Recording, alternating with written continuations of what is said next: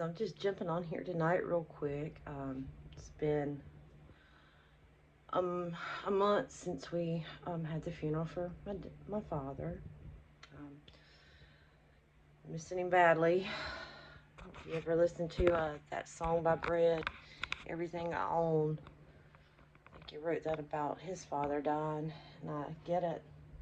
You would give up everything you own if you could just have him back one more time.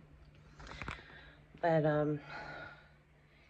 anyway, before I go into that and go into the lesson I'm trying to give out for today, I just want to show you these cute little finds I found at Goodwill.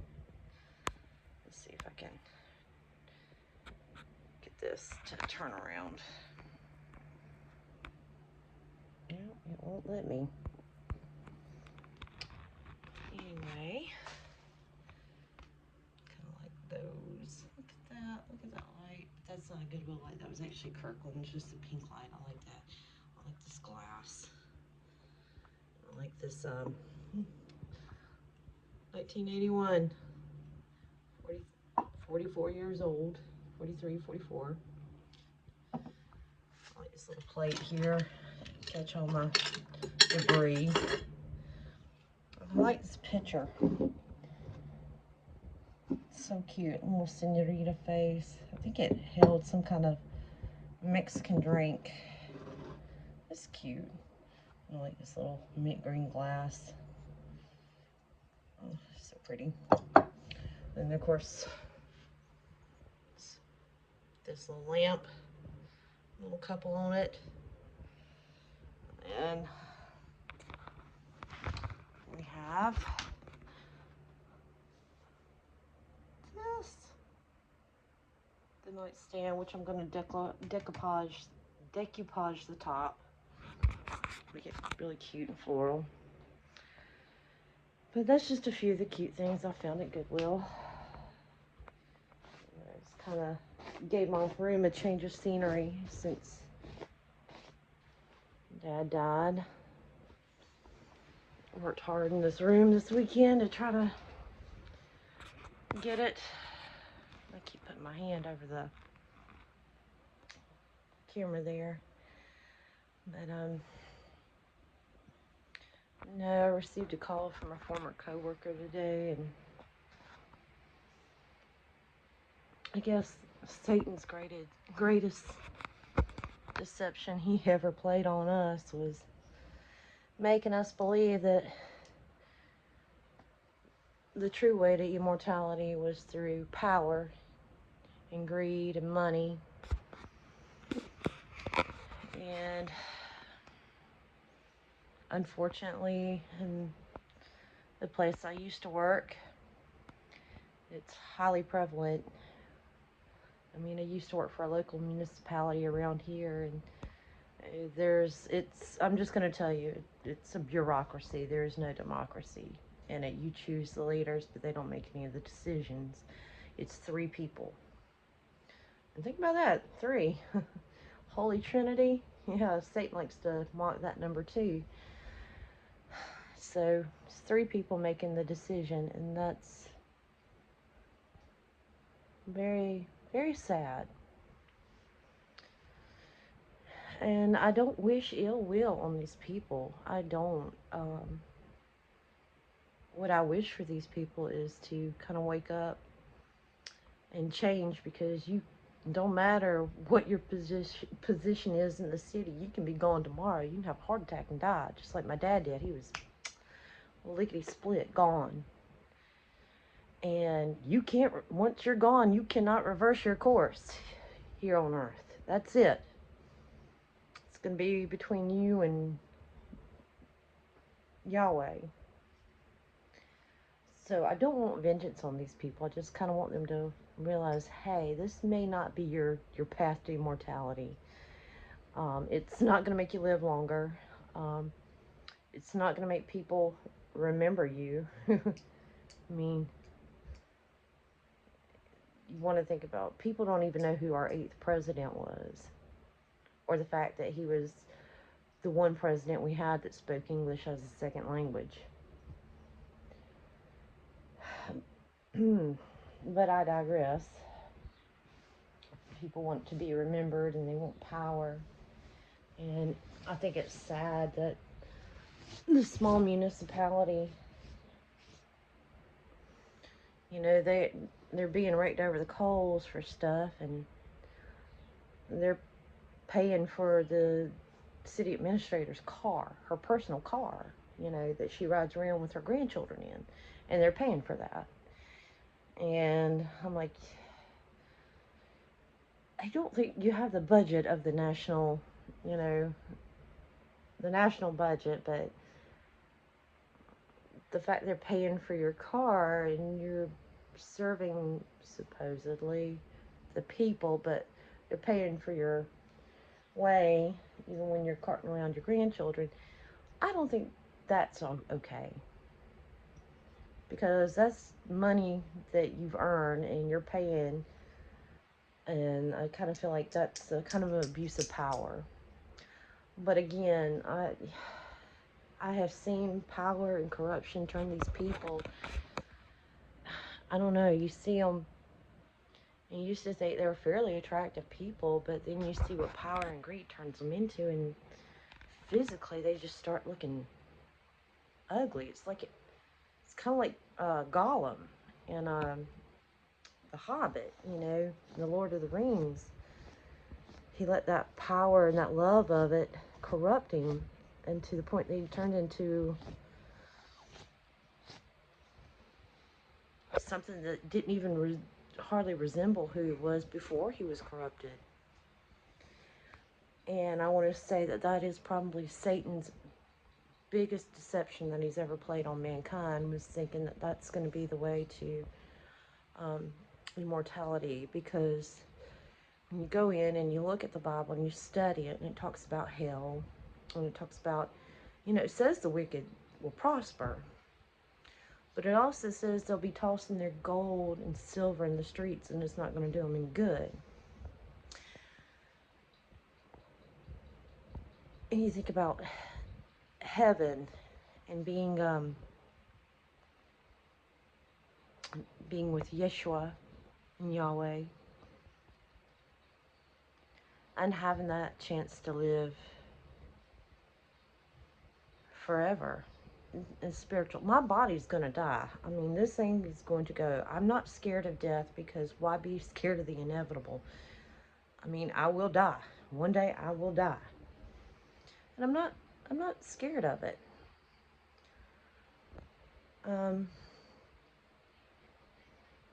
You know? But what I would like to say and address to these people, don't use God to promote your power. You know, don't use God as a stepping stool if you're just doing it for your own gain. You know, I always say, beware preachers want to be politicians. And we got some that like to act all godly, at least, well, when I say act, I mean they like to preach, but they don't like to act all godly and all righteous. And I'm like, well, if you're going to talk like that, you need to talk the talk, you need to walk the walk. And you can't go around judging people and talking behind their back. And then say, well, I'm a godly person. No, you're a sinner, just like everybody else, including me. But I think that's what we need to take away from all this. I think, you know, I don't wish, like I said, I don't wish these people ill will. I just hope that they reverse course and realize what they're doing before the heart attack hits them, and they can't. And then God's going to say, what'd you do? Well, I was city administrator. He's going to go, okay, so what did you do for your fellow people? They paid for my car. Okay, well, what'd you do? You know, that's the thing. And that's one thing I know, that is the one part of death that I will probably not like, is having to go through that life review and seeing how my actions affected other people negatively. Seeing how one word I said to somebody may have just really set them off course. That's something that I will have to deal with. And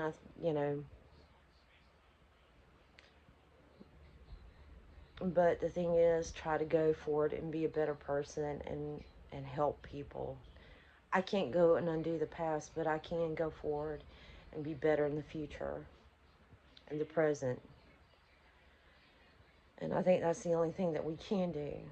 But don't leave it to the last minute either.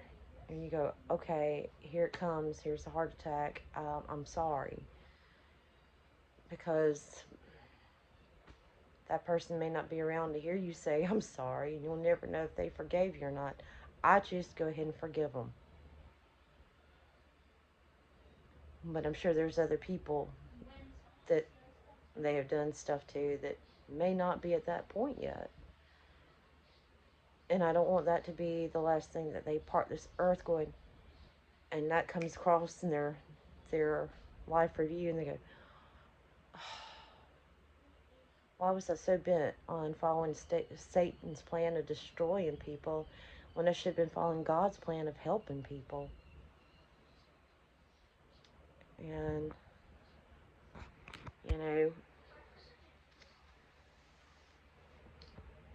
that's the thing I take away from my dad passing and all this. I want to be a better person. I want people to correct their course now. I can't make them, obviously. I can't make them. But correct your course now before that heart attack does hit and you're laying in the floor and you're within seconds of going. Don't leave it until then. And like I said, I've never seen hearses pulling U-Hauls behind them. So this earth, once our body goes back to it, that's it. You're not taking this stuff with you. All this stuff I got up here, it's cute. I love it. It's really cheap because it's from Goodwill. But I'm not going to be taking this with me. I'm not going to be taking a 1930s picture or a 1970 glass or a 1940s lamp. I'm not going to be taking this with me, or a 1980s lamp. I'm not going to be taking that with me. And I think that's really important that people need to know that the only thing I'm going to take is the love I have in here, and the love I have for Yeshua, and the love I have for Yahweh. That's it. And, sometimes I even think, Yahweh loves me so much. He loves me so much. And sometimes I go, I'm not even deserving of that love. But I am. But to him I am. So shouldn't I kind of live up to trying to deserve that love?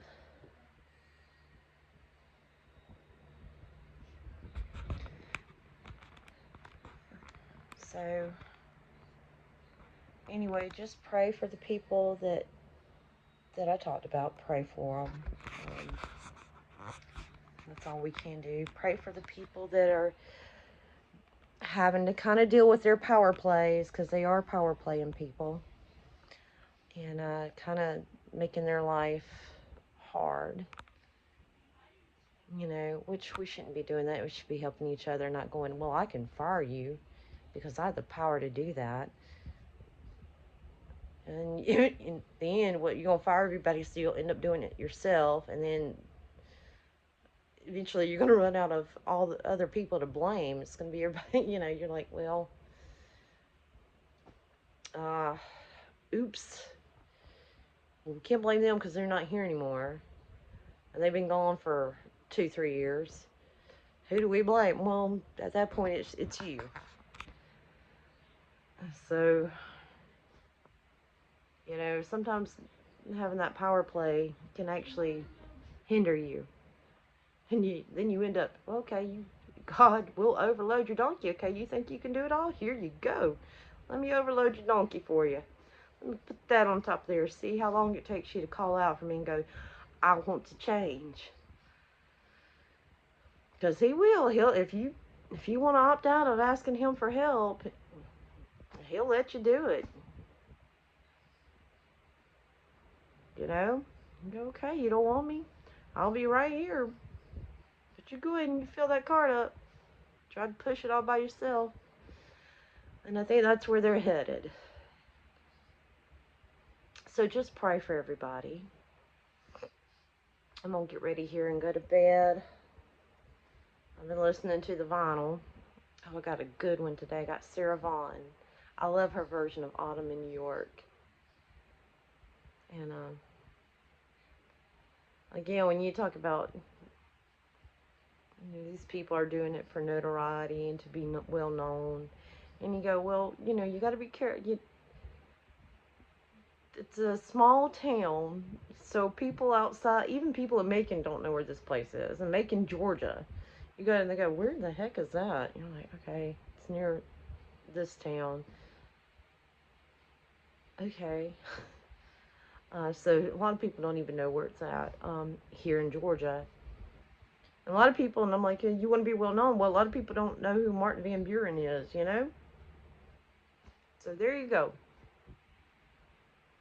And I think I might have already said that before, but it's just funny. Just kind of, you might be more famous in your own mind than you are anywhere, around town, and it might be time to kind of change. But I'm going to pray for them, and I'm going to hope that that God shows them the way, that this is not the road to immortality. No one's going to remember you in 50 years. So, just don't be so bent on being powerful and destructive. Help build people up. And pray for the citizens that these leaders will do right by them. And that's it. I'm getting ready for bed. And good night.